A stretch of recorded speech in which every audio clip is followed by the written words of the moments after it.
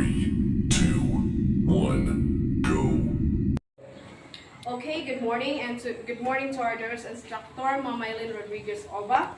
Now, our discussion for today was all about environmental problems.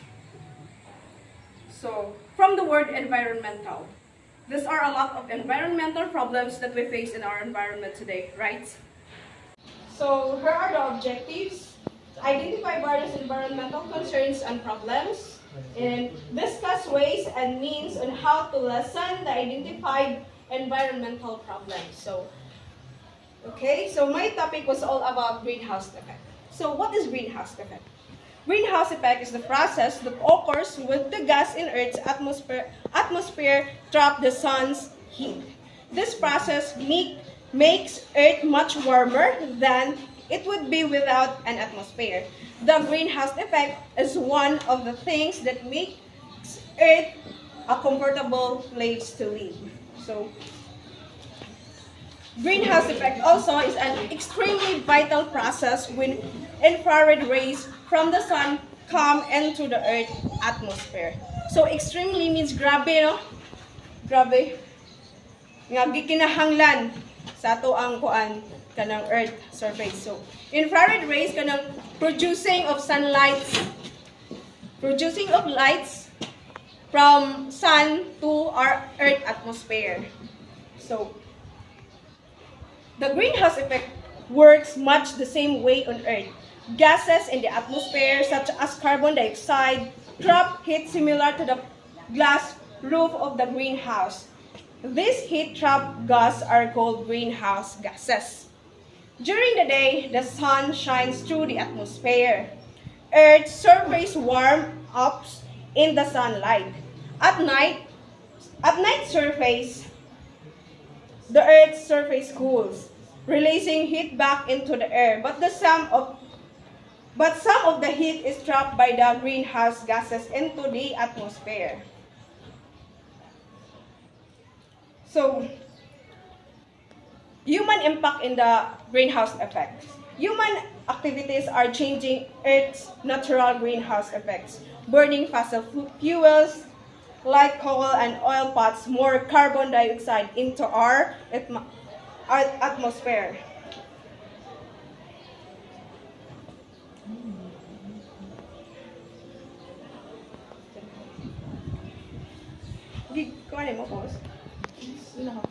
Causes of greenhouse effect. Burning fossil fuels. Fossil fuels are an important part of our lives. They are widely used to transportation and due to produce electricity. Burning of fossil fuels releases carbon dioxide. With the increase in population, the utilization of fossil fuels has increased.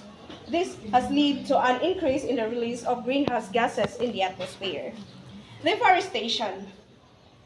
Plants and trees take in carbon dioxide and release oxygen due to the cutting of trees.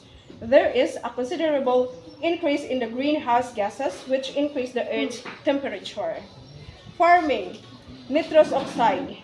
Nitrous oxide used in fertilizer is one of the contributors to the greenhouse effect in the atmosphere. Industrial waste and landfills. The industrial fields and factories produce harmful gases which are released in the atmosphere. So kanang mga polluted air.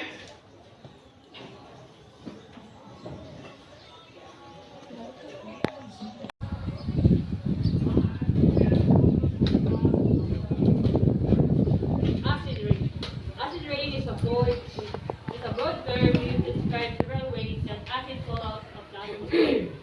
A more precise term is acid deposition, which is two parts wet and dry. So, in short, ang acid rain ay natural phenomenon gana siya. So, tungod sa ginabuhat sa mga tao, manang ni samot na ang mga kuan. So, kanilang ginabuhat nga magtunog, kanang mga power plants, automobiles, o many more. So, ang acid rain nasa duha ka parts. Wet deposition o dry. Ang wet deposition refers to acidity, rain, fog, and snow. As acidic water flows over and through the ground and affects a variety of plants and animals. So, What is pH? pH is a measure of hydrogen ion concentration, a measure of the acidity or alkalinity of a solution. Acidic and basic are two extremes that describe chemicals, just like hot and cold are two extremes that describe temperature. Mixing acids and bases can cancel out their extreme effects, much like mixing hot and cold water can even out the water temperature. A substance that is neither acidic nor basic or neutral. So pH or power of hydrogen means nag-measure ni siya og isa ka acidic ang usa ka ingredients. The pH scale measures how acidic or basic a substance. It ranges from 0 to 14. A pH of 7 is neutral. A pH less than 7 is acidic, and a pH greater than 7 is basic. Its whole pH value below 7 is 10 times more acidic than the next higher value. For example, a pH of 4 is 10 times more acidic than a pH of 5 and 100 times more acidic than a pH of 6. The same holds true for pH values above 7, each of which is 10 times more alkaline, another way to say basic. The next lower whole value, for example, a pH of 10 is 10 times more alkaline than a pH of 9. Pure water is neutral with a pH of 7.0. When chemicals are mixed with water, the mixture can become either acidic or basic. So example of acidic is vinegar or lemon. O example po sa basic, laundry detergent. Chemicals that are very basic or very acidic are called reactant. These chemicals can cause severe burns. Automobile battery acid is an acidic chemical that is reactive. Automobile batteries contain a stronger form some of the same acid that is in acid rain. Household drain cleaners often contain a very alkaline chemical that is reactive. Next is ozone layer depletion. The ozone layer is a gaseous cover in the Earth's atmosphere that serves as a shield against dangerous ultraviolet radiation. Excessive levels of UV radiation can cause cataracts, skin cancer, and immune system suppression in humans, as well as having harmful effects on other living systems. So, ang ozone layer is usa di ay siya ka gas nga maoy kanang tabon bitaw sa atong Earth atmosphere para ma-avoid ta sa ultraviolet radiation. Unya, chlorofluorocarbons prevalent in styrofoam, refrigerators such as air conditioners, and cleaning agents such as ammonia are largely to blame for the degradation of the ozone layer. So, mao ni ang i-blame kay tungod ani ang mga panginabuhi sa mga tao is nahanaw na bitaw di ay solution. First is avoid using styrofoam whenever possible. So, ug mahimo di na ta mo gamit og mga styrofoam. Kuana ka ng mga magna ana. Buy individual fruits and vegetables rather than those packaged in styrofoam containers. So is avoid using a car when it's not crucial. So, ug di na importante imong lakaw, pwede ra ka magbike ba or maglakaw na laman. Kay para lagi di makuha na tong ozone layer. Next is avoid using excessive power. So, kuan kanang atong i-avoid nga magamit bitaw tag mga kuan, mga TV, stereo, computer, and other appliances when you leave the room, and especially when you leave your residence. Pollution problem. This is a variety of possible pollution in the lower atmosphere. And these are divided into two main categories: primary pollutant and secondary pollutant. Primary pollutant is those which are produced directly by the automobile. This include the product for the combustion of fossil fuels and their products, which the engine produces. As the chemistry of the internal combustion engine is quite complex, a variety of products are possible. The input to the petrol engine is hydrocarbons, mainly octane. Surprisingly, the hydrocarbons themselves are in fact a form of pollution, and the most volatile components of the fuel escapes from the refinery. Okay. 1, 2, 3, go. The petrol tanker and the pump and the petrol station as well as directly from the car. Inside the petrol engine, carbon dioxide, a greenhouse gas, is produced as the complete combustion product of petrol. When incomplete combustion occurs, carbon monoxide, the toxic gas, and produced. The small amount of sulfur dioxide, which causes acid rain, is also produced because of the sulfur bearing impurities in petrol. Due to the abundance of nitrogen in the atmosphere, some of the nitrogen is oxidized at the temperature of 100 degrees Celsius in the engine, and nitrous oxides are produced. These have very little effects by itself, but as we shall see later, we combine with some other chemicals present in the atmosphere, it can cause a lot of damages. 3, go. Water pollution. There are many causes of water pollution, but no general categories: direct and indirect contaminant sources. Direct sources include effluent outfalls from factories, refineries, waste treatment plants. Go. Asan ako tayo? 2, 3, go. Water pollution. There are many causes of water pollution, but no general categories exist. Indirect and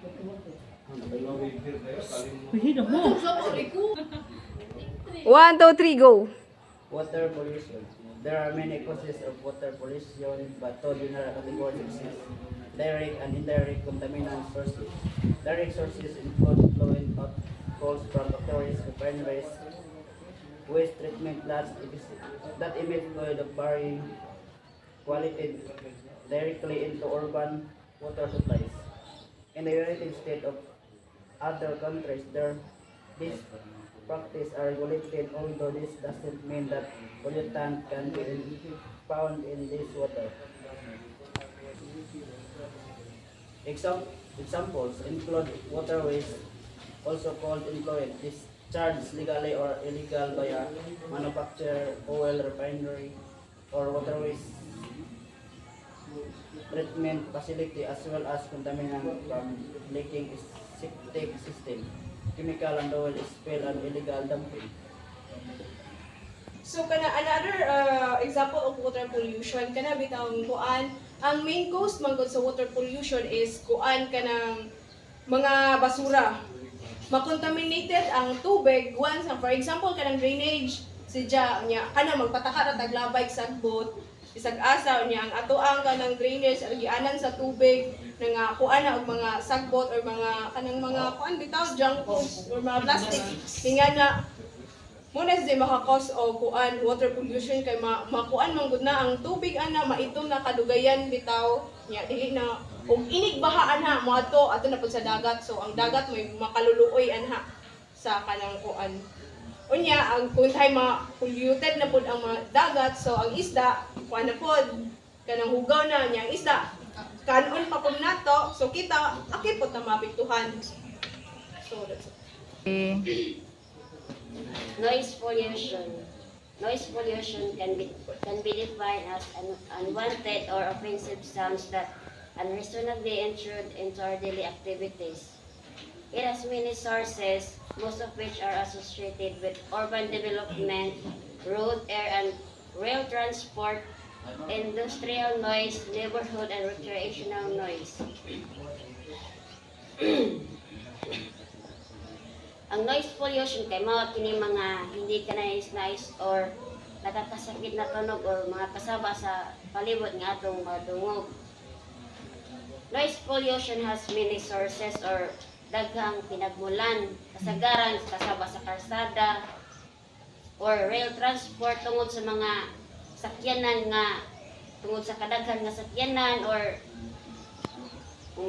mga busina sa mga sakyanan. Industrial noise kasagaran may akaron kay mga machine na gigamit na maka-contribute po siya kuan kasaba. Building construction and neighborhood and recreational noise, for example imong silingan sa bakayo sige pa-music or kanta-kanta. A number of factors contribute to problems of high noise levels, including increasing population. So, for example, sa mga syudad or kanang squatter, daghang namuyo, tungod sa kadaghang populasyon, maka-contribute siya high noise level tungod sa kadaghang namuyo. Increasing volume of road, rail, and traffic. Noise pollution can affect human health and well-being, including annoyance reaction, sleep disturbance or dili kakatog ug maayo tungod sa kasaba sa palibot, interference with communication performance effect niya. Maka-apekto po ni siya sa imong social behavior o hearing loss or pagkawala sa imong pangdungog. Major noise sources. This report provides a brief overview of 3 major noise sources in urban areas: road traffic noise, cost of transport noise, and neighborhood domestic noise. We will explore their impacts and potential mitigation measures. First is the road traffic noise. Road traffic noise is generated by vehicles on roads and highways. Road traffic noise can cause sleep disturbance, stress, and impaired cognitive performance. Mitigation measures include quicker road surfaces, noise barriers, and vehicle regulations. And the second is cost of transport noise. Associated with transportation modes like airplanes, trains, and ships, cost of transport noise can lead to annoyance and potential health risk. Mitigation strategies involve noise regulation. Mitigation strategies involve noise regulations and land use planning. The last one is the neighborhood and domestic noise, originating from residential activities such as loud music or construction work. Neighborhood domestic noise can cause annoyance, sleep disturbance, and reduce concentration. Mitigation measures include noise regulations and soundproofing. Road traffic noise, cost of transport noise, and neighborhood domestic noise are significant contributors to noise pollution. Implementing measures like quicker road surfaces, noise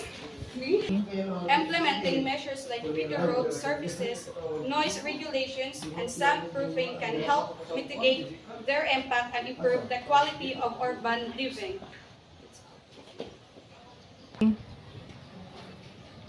Soil erosion. Soil is naturally removed by action of water or wind. That's background. Soil erosion has been occurring for some 450 million years since the first land transformed the first soil. So ang soil erosion, maka-impact na siya through